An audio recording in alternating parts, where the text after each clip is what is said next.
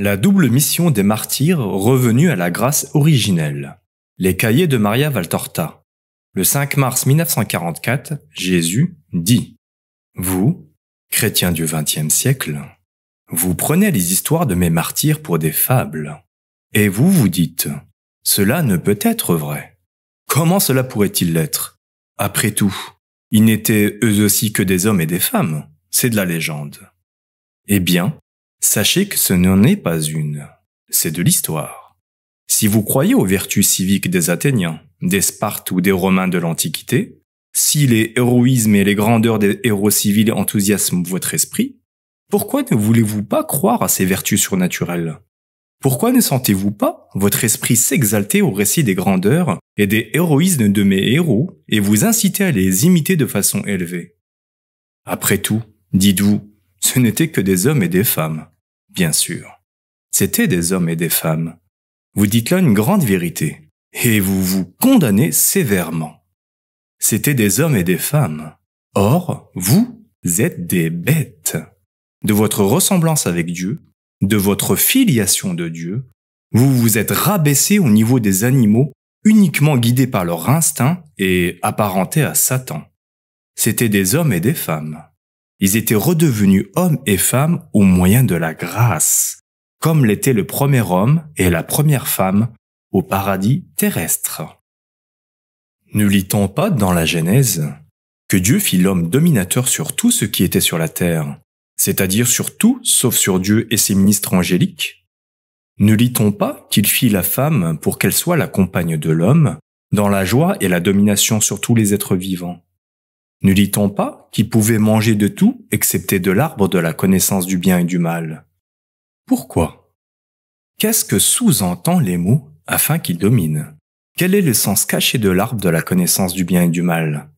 Vous l'êtes-vous jamais demandé? Vous qui vous posez des questions sur tant de choses inutiles et n'êtes jamais capable d'interroger votre âme sur les vérités célestes. Votre âme vous le dirait si elle était vivante. Elle qui, quand elle est en grâce, est tenue comme une fleur entre les mains de votre ange gardien et est semblable à une fleur baisée par le soleil et baignée par la rosée de l'Esprit Saint qui la réchauffe et l'illumine, l'irrigue et l'orne de lumière céleste.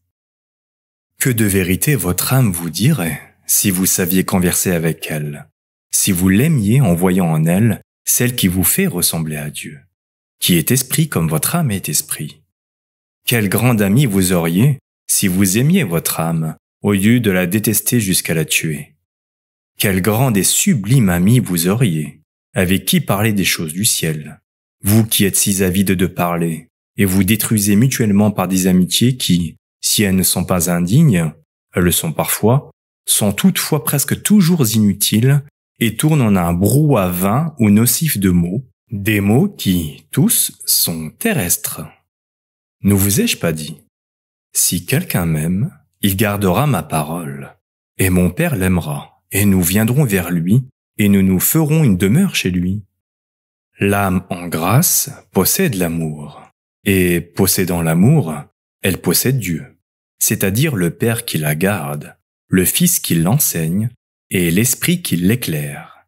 Elle possède par conséquent la connaissance, la science et la sagesse. Elle possède la lumière. Pensez donc aux conversations sublimes que votre âme pourrait entretenir avec vous. Ce sont celles qui ont empli les silences des prisons, des cellules, des ermitages, des chambres des malades saints. Ce sont celles qui ont réconforté les prisonniers en attente du martyre, les cloîtrés à la recherche de la vérité, les ermites assoiffés de connaître Dieu par anticipation. Ce sont encore celles qui ont encouragé les malades à la patience, mais que dis-je, à l'amour de leur croix. Si vous saviez interroger votre âme, elle vous dirait que la signification véritable, exacte, aussi vaste que la création, du mot « domine » est la suivante. Afin que l'homme domine sur tout, sur les trois niveaux qui sont en lui.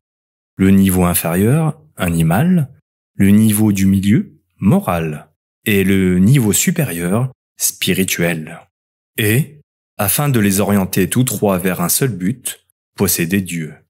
Le posséder en le méritant par cette domination de fer qui assujettit toutes les forces de son être pour les faire servir à cette seule fin, mériter de posséder Dieu.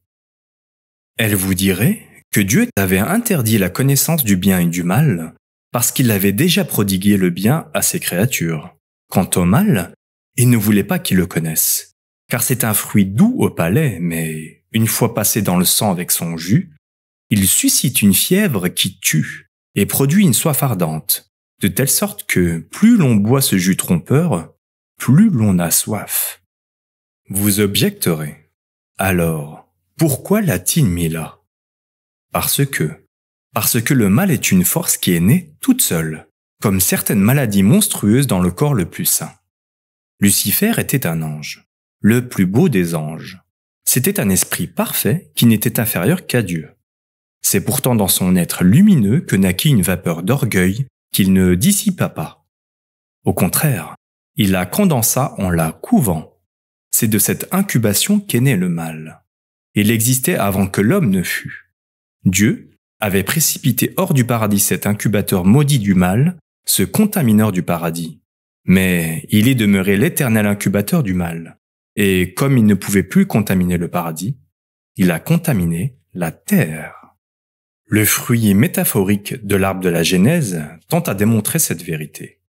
Dieu avait dit à l'homme et à la femme : « Connaissez toutes les lois et tous les mystères de la création, mais n'essayez pas de m'usurper le droit d'être le créateur de l'homme.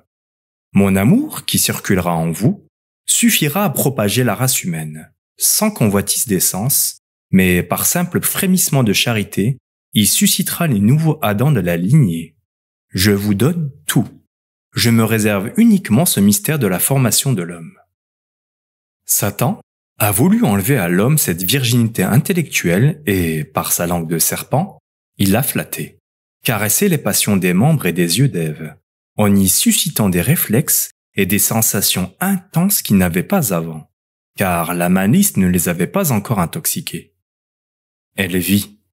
À cette vue, elle voulut faire l'expérience. La chair était éveillée.